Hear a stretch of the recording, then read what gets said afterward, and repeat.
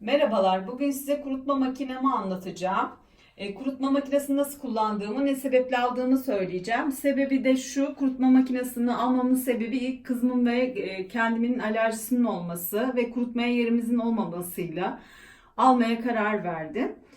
Şimdi burada iki tane böyle haznesi var. Şu an bunlar boş. Bunlar dolunca ben size göstereceğim. Böyle iki tane haznesi var. Bir tane su dolduğu hazne var. Onları kurutma yaptıktan sonra nasıl boşaltacağını ve temizleneceğini anlatacağım. Kendisi 8 kilo çelik kazan. Kendi kendini temizliyor. Ve altta da çamaşır makinesi var. Çamaşır makinesinin markası neyse kurutma makinesinin de aynı olması gerekiyor. Çünkü üst üste koymasının sakıncalı olduğunu söylediler. Ben ikisini de boş aldım. Şimdi nevresimleri yıkadım. Pike ve nevresim var içinde. Onları hangi programda kuruttuğumu göstereceğim. Çamaşır makinesini anlatmıyorum. Herkes mutlaka kullanmasını biliyor. Söylediğim gibi çamaşır makinem de boş. Şimdi pikemizi de koyuyorum. Gördüğünüz gibi nevresimleri de koydum. Kapağım böyle basit bir şekilde kapanıyor. Ve burada mix programı var. Karışık çamaşırlarınız olursa mixte de kurutabilirsiniz. Ama ben sentetiklerde kurutacağım. 1 saat 17 dakika kurutuyor ve şimdi başlat programına basıyorum ve kurutmaya başlıyor. Sesi de böyle.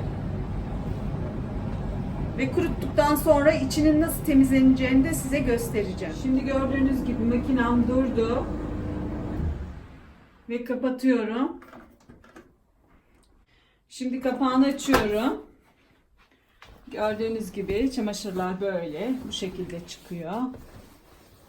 Çarşaf da böyle bu şekilde. Bakın. Gördüğünüz gibi. O kadar da fazla buruşturmuyor. Şimdi ben çamaşırları sentetik bölümüne atmıştım. Tam kurumadı burada. Çünkü içi bayağı doluydu. Sonra kısa süreli programa attım. 20 dakika kuruttum orada. Çıkarttım. Tamamen kurumuş şekilde. İçinden aldım. Ve içinin temizlemesini gösteriyorum. İçini böyle tozunu, pisliğini, saçını, tüyünü bunun içinde toplanıyor. Bunu böyle açıyorsunuz. İçini çok basit bir şekilde böyle temizliyorsunuz. Böyle. Hepsini temizliyorsunuz. Hepsini temizledikten sonra burada da bir bölümü var. Bunu da böyle içini açarak böyle bunu da temizliyorsunuz. İçinin tozlarını böyle elinizle temizleyerek alıyorsunuz. Gördüğünüz gibi buradaki havları temizledim tamamen.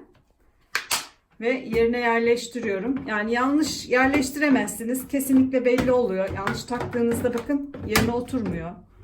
Böyle havada kalıyor. Bu şekilde yerleştiriyorum. Ve bu kısmını da temizledim. Ve kapatıyorum. Bunu da yerine yerleştiriyorum. Bakın yanlış oldu. Yerine oturmuyor. Bunu hemen kolaylıkla anlayabiliyorsunuz. Ve böyle yerleştiriyorum. Ve şimdi su tankını boşaltacağım.